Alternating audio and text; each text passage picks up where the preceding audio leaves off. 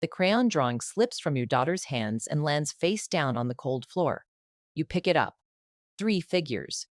One scratched out so hard the paper is almost torn. Your chest tightens. Lily's small voice breaks the silence. Daddy, I saw Mom today. You freeze. Your grip on the paper weakens. She points toward the drawing with a trembling finger. In room 7, she was there. A sharp voice cuts in from behind the hallway desk. That's not possible. Your mother is dead. The words hit harder than they should. Because you were the one who said them first. You look back down at the drawing. Your breath stops. There are 3 faces now. Clear. Complete. No scratches. No missing pieces. Your fingers begin to shake. One face on the drawing was not there this morning. Lily steps closer, holding your sleeve like she's afraid you might disappear too. Her eyes are wide, not confused, not scared. Certain. Daddy, she smiled at me like she knew me. Your heart starts pounding. Too fast, too loud. You don't say another word. You just turn and run toward the school. Because if Lily is telling the truth, then someone inside that building is lying. You spend your days fixing things that don't belong to you. Loose desk legs, broken chair backs, doors that won't close properly unless you lean your whole weight into them. Halcyon Ridge Academy never really stops breaking. And neither do you. Your hands move automatically. Tighten, hammer, adjust, repeat. Because fixing is easier than thinking. You keep your head down. You don't talk much. You don't need to. People like you are invisible here. Just another man in worn-out boots keeping everything from falling apart. He fixes things, but some things never stay fixed. Outside the school gates, Lily waits for you every afternoon. Same bench, same corner. Her small legs swinging above the ground, a crayon box always in her lap. She doesn't complain. Never asks why you're late. She just draws. You walk toward her slowly, wiping dust off your hands. She looks up. Smiles. That quiet, gentle smile that feels too big for a 7-year-old. What did you draw today? You ask. She turns the paper toward you. 3 figures, always 3. You, her, and one more, standing between you. No matter how many times you tell her, no matter how softly you explain, she never stops drawing her. Lily always draws 3 people, even when there are only 2. You don't correct her anymore. You just nod, because some things aren't meant to be fixed, not by you, not by anyone. At night, the apartment feels smaller, quieter, colder. You pass the photo frame on the shelf without stopping, but your eyes still catch it. Her smile. Warm, alive, frozen in a moment that never came back. You don't say her name out loud. Not anymore. Lily still does. Sometimes in her sleep, sometimes when she thinks you can't hear. You sit at the table with a stack of unopened envelopes, final notices, late payments, red letters that don't wait forever. You flip one open, then another, then stop. Because the numbers don't change, no matter how many times you look. Across the city, far above your world, Evelyn Cross walks through polished marble floors. People move when she enters a room. Voices lower, eyes follow. She doesn't notice you. She doesn't know you exist. To her, Halcyon Ridge Academy is a system, a structure, a name on paper. To you, it's everything holding your life together. And slowly, it's starting to crack. You glance at Lily at her. She's still drawing, but this time she's not smiling. The day Lily stopped smiling was the day everything began to break. You're tightening the last screw on a broken desk when your name echoes across the room. Sharp, public, intentional, Daniel. You look up. Marcus Hale stands at the doorway, arms crossed, eyes already decided. Something in your chest shifts. Not fear, recognition. This isn't routine. This is something else. You wipe your hands slowly and walk toward him. The hallway feels longer than usual. Quieter, but not empty. People are watching. Teachers, staff, even a few students lingering near the lockers. Marcus doesn't lower his voice. He raises it. Care to explain why administrative records were accessed from your terminal last night? The words land hard, but not as hard as the silence that follows. You blink once, then again. I don't have access to administrative records, you say calmly. Truth doesn't need volume. Marcus smiles. Not amused. Prepared. Oh, you did last night. A tablet turns toward you. Logs. Timestamps. Your ID. Your name. Your access. Your hands go still. This wasn't an accident. It was planned. You feel it now. Not confusion. Not panic. Something colder. Someone built this. Marcus takes a step closer. Close enough that only you can hear the next part, but loud enough that everyone else can feel it. You've been under financial pressure, Daniel. Late payments, rent issues.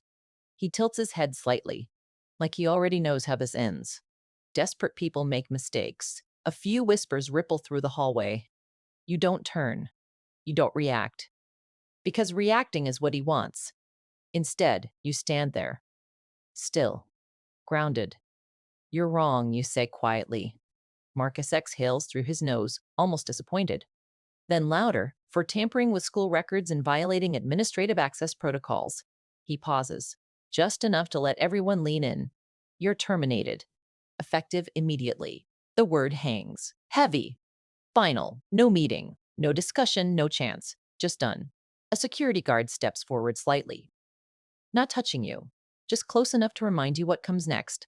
Marcus looks at you one last time. Eyes cold, voice colder. People like you always get desperate. There it is, the line he wanted them to remember. The story he just wrote for you. You nod once, not in agreement, in acknowledgement.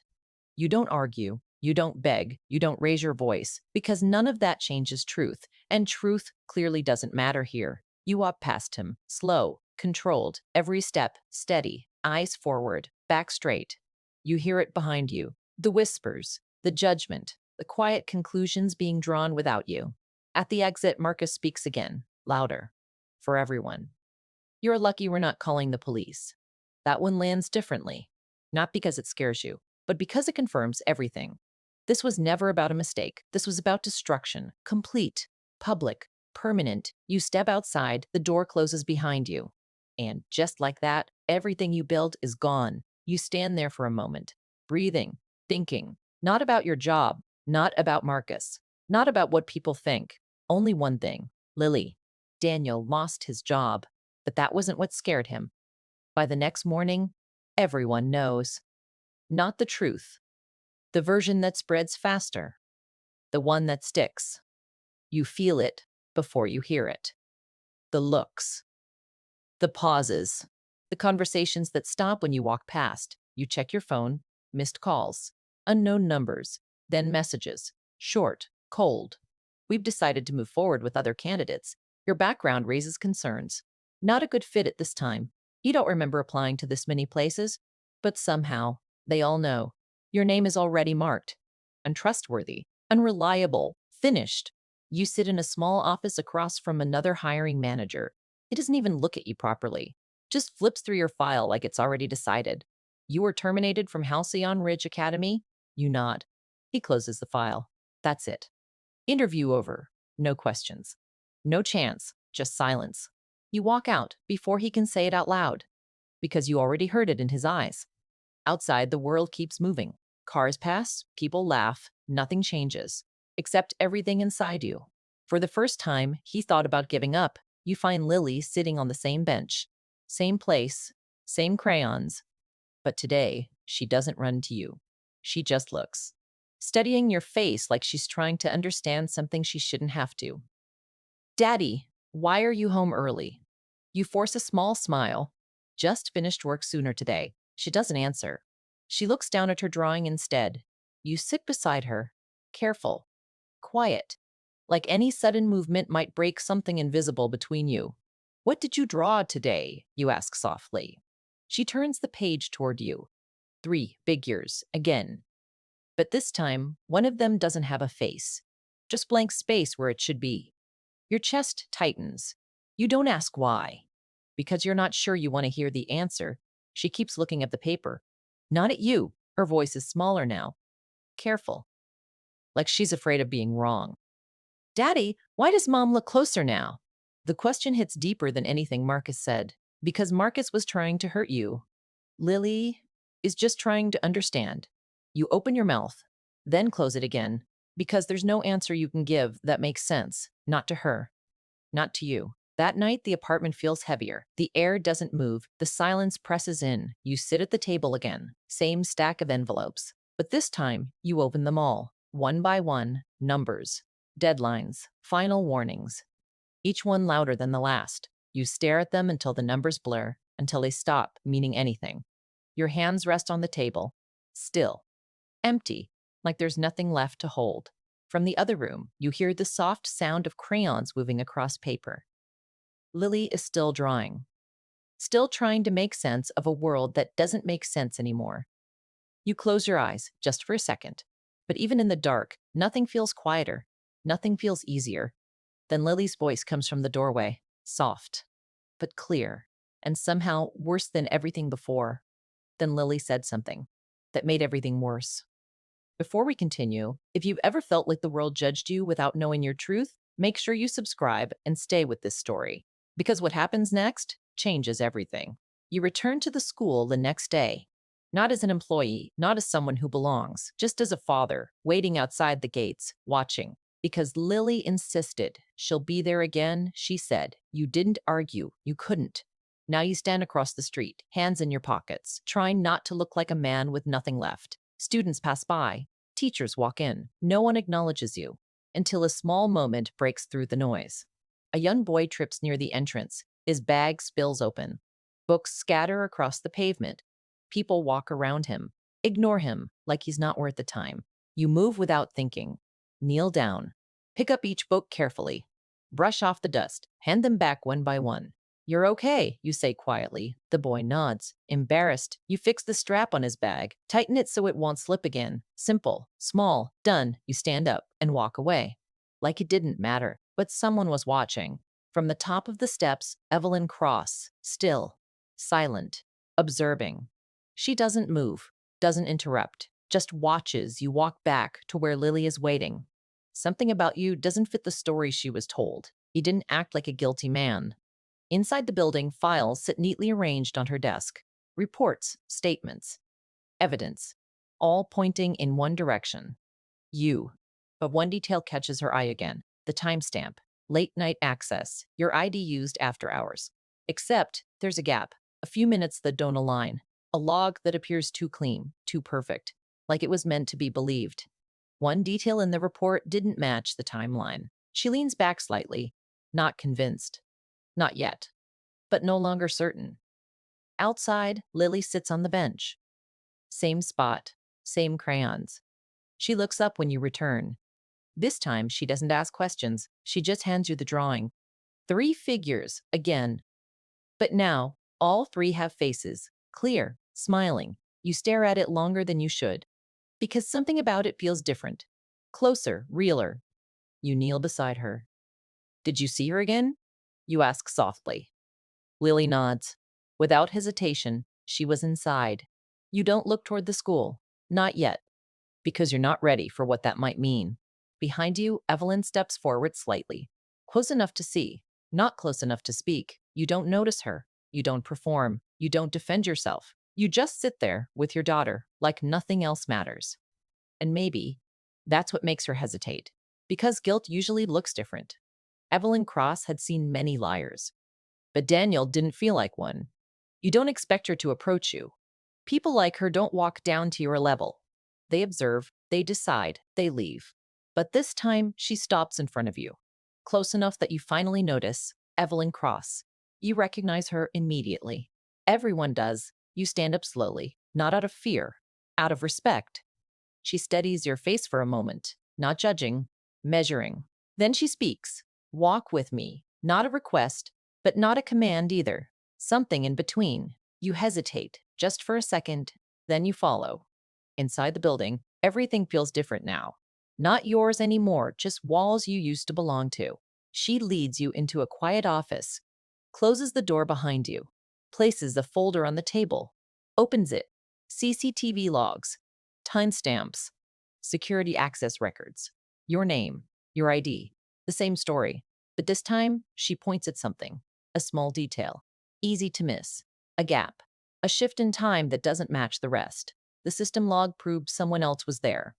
You lean closer, your eyes move across the page, and for the first time, something doesn't feel hopeless.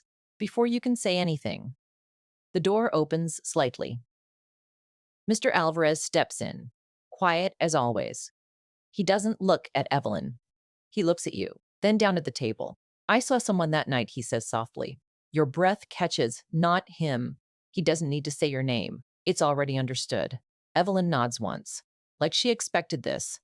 Then she reaches into the folder again, pulls out another document, the evergreen file. Clean. Official. Signed, but wrong. Subtilely, carefully.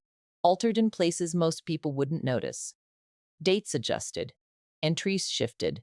Enough to make a lie look like truth. Your jaw tightens, not in anger, in clarity. This wasn't just an accusation, it was a setup, built piece by piece. Evelyn closes the file slowly. Then, for the first time, her voice changes. Softer, less controlled. I lost my daughter. The words don't belong in this room, but she lets them stay. You don't interrupt. You don't question. You just listen. She was about Lily's age, she continues. Her eyes don't meet yours. They stay on the table, on nothing. People told me time would make it easier, a small pause. It didn't. Silence fills the space. Not uncomfortable, just heavy, real. I know what it feels like to lose everything. You nod once, not as agreement, as understanding. Because some pain doesn't need explanation. It just needs someone who recognizes it. She looks up then. Finally. Not at a suspect, not at a case. At you. And something shifts. Not trust. Not yet. But something close. Something honest. You don't thank her. You don't ask for help. You don't defend yourself. You just stand there. Still, present. And for the first time since all of this began, it doesn't feel like you're fighting alone. For the first time, Daniel wasn't alone anymore. You feel it before you see him. That same presence. Cold. Controlled. Waiting. Marcus steps out from the side entrance like he's been expecting this moment, like he planned it. His eyes move past you, straight to Lily, and something inside you tightens instantly. Protective, sharp, dangerously calm. This doesn't concern you anymore, Daniel, he says, voice smooth, but his attention doesn't leave her. That's when you understand. This isn't about you anymore. This time, Marcus went too far. You step forward, just enough to block his view. She stays out of this. Marcus smiles slightly, like that's exactly what he wanted to hear. Actually, she doesn't. He pulls out a folder. Thin. Precise. Official. Halcyon Ridge Academy has policies, he continues. Guardians under investigation tend to complicate things. Your chest goes still. You already know where this is going. He taps the folder lightly. Her enrollment can be reviewed. Suspended. Renewed. Each word lands heavier than the last. Lily shifts closer to you. Her small hand finds yours. Tight. Trusting. You keep pushing this. Marcus says quietly, leaning in, and she pays the price. Silence. Real silence. Not the kind filled with noise, the kind that forces a choice. You look down at Lily, then back at him. 2 pats. Walk away. Stay quiet. Let it go. Or fight. And risk everything she has left. There isn't time to think. There isn't room to hesitate. You step forward. Closer. Steady. Do whatever you want to me, you say quietly. No anger. No fear. Just truth. But you don't touch her. That's it. Your choice is made. Immediate, final. No conditions. No negotiation. You feel Lily's grip tighten. Stronger now, like she understands something she shouldn't have to. Marcus studies you for a moment. Something unreadable in his eyes. Then he exhales slowly, like you just confirmed something. Then you've already lost. He turns. Walks away, calm. Certain. Like the ending is already written. You don't chase him. You don't call out. Because your focus is already where it should be. Lily. You kneel down in front of her, your hands gently holding her shoulders. You okay? You ask softly. She nods. But her eyes, they're different. Not scared, scared, not confused. Certain. Again. Daddy, she said you'd come. Your breath catches. Who did? You ask. But you already know. Lily leans closer, like she's sharing a secret. Mom. The word lands deeper than anything Marcus said, because this isn't fear. This isn't imagination. This is belief. Pure. Unshaken. Behind you, Evelyn stands still. She saw everything, heard everything. Your choice, your sacrifice. The way you didn't hesitate, didn't calculate, didn't protect yourself. Only your daughter. And something inside her finally breaks. Not weakness, not doubt, something stronger, something certain. That was the moment Evelyn made her decision. The room is full, not just people. Power. Board members sit along the long table. Executives line the walls, every seat taken, every eye waiting. Marcus stands at the center, confident, composed. Like he's done this before. Like he already knows how it ends. You stand near the back, quiet, still.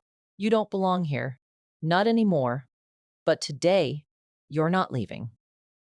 Evelyn steps forward. The room shifts instantly. Voices stop. Attention locks. This meeting is now in session, she says calmly. No hesitation. No doubt. Marcus glances at you briefly, then back at her. Unbothered. Before we proceed, he says smoothly, I assume this is about the former employee who, Evelyn raises her hand. He stops. Not by force, by authority. Sit down, Marcus. A pause. Small, but heavy. He sits. Slowly, still confident. Still certain. Evelyn places a folder on the table, opens it, slides the first document forward. Security logs. Clear. Precise. Unavoidable. You thought no one would check the timestamps. The room leans in, eyes scanning. Whisper starting. Marcus's expression doesn't change. Not yet. Access was recorded at a time Daniel Reeves was not on campus, Evelyn continues. Another document. CCTV still frames, blurry. But enough. A figure, not you. Moving through restricted areas. Marcus shifts slightly. Almost nothing. But it's there. Then the evergreen file. She places it down, opens it carefully. Page by page, highlighting changes. Subtle edits. Dates adjusted. Entries rewritten. Clean work. Too clean. For someone trying to hide something, she says quietly, you were very thorough. Marcus exhales. Leans back. You're making assumptions, he replies. Calm. Controlled. But thinner now. Less certain, the door opens. Mr. Alvarez steps in. Silence follows him. I saw him, he says simply. No drama, no performance, just truth, not Daniel. The room shifts completely now. Eyes turn. Not Daniel. The room shifts completely now. Eyes turn. Not toward you, toward Marcus. His jaw tightens. Barely. Evelyn doesn't rush, doesn't push. She lets it build, lets it settle. Then she speaks again. But this time, her voice changes. Softer. Personal. I remember her. Your wife saved me once. Your head lifts. You weren't expecting that. No one was. The room stills again. Different silence now. She looks at you, not as a suspect, not as a case, as someone connected. Years ago, she continues. Before all of this, before the company, before the board, a small breath. I was in a hospital, alone, broken, ready to give up. Her eyes don't leave yours. She sat with me. You don't move. You barely breathe. She didn't know who I was. She didn't need to. A pause. Heavy. She just stayed. The words land deeper than any evidence, because they change everything. This isn't just about proof anymore. This is about truth, about who you are and who she was. Evelyn turns back to Marcus, and now there's nothing left protecting him. No more assumptions, she says firmly. Only facts. The room erupts. Questions, voices, Bryce's, pressure. Marcus stands suddenly. This is a mistake, security. Two officers step forward instantly. No delay, no hesitation. Marcus looks around, searching for support, for control, for anything. But it's gone, all of it. You're finished, Evelyn says calmly. No anger, no satisfaction, just finality. Marcus is escorted out, struggling now, losing composure, losing everything, in front of everyone, just like he planned for you. Only this time, it's real. The room settles slowly. Eyes turn back to you. Different now, not judgment. Recognition. Evelyn steps closer, stops in front of you. This isn't over, she says quietly, not a warning. A promise. Justice came fast, but healing would take longer. Time moves quietly after everything breaks. Weeks pass, then months. And somehow, things begin to feel different. Not perfect, but lighter. You stand near the school field, watching Lily run across the grass. Her laughter carries farther now, stronger. Freer, like something heavy finally let go. She chases a ball, trips, gets back up without looking around for help. You notice that. You notice everything now because you almost lost it. Inside Halcyon Ridge Academy, your hands are back to work. But this time, it's different. Not just fixing broken desks, not just staying invisible. People greet you, respect you, look at you like you belong, because now they know the truth. And more importantly, you do too. At the end of the day, Lily sits on her usual bench again, crayons spread out beside her. You walk over slowly, sit next to her. She smiles without hesitation. No questions, no doubt, just peace. What did you draw today? You ask softly. She turns the paper toward you. 3 figures again. But this time, all of them are clear, standing close, connected. No missing faces, no scratches, no empty spaces. You stare at it for a moment longer than usual, because now you understand. Now the drawings finally made sense. Footsteps approach, calm, familiar. Evelyn stops beside you, not distant anymore, not untouchable. Just there. She doesn't say much. She never does. But she doesn't leave either. And somehow that says enough. Willie looks up at her, then back at you, then down at the drawing again.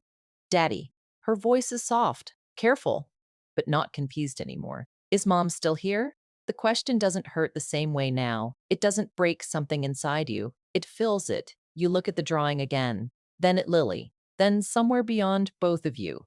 And for the first time, you don't hesitate. Love doesn't disappear, it changes form.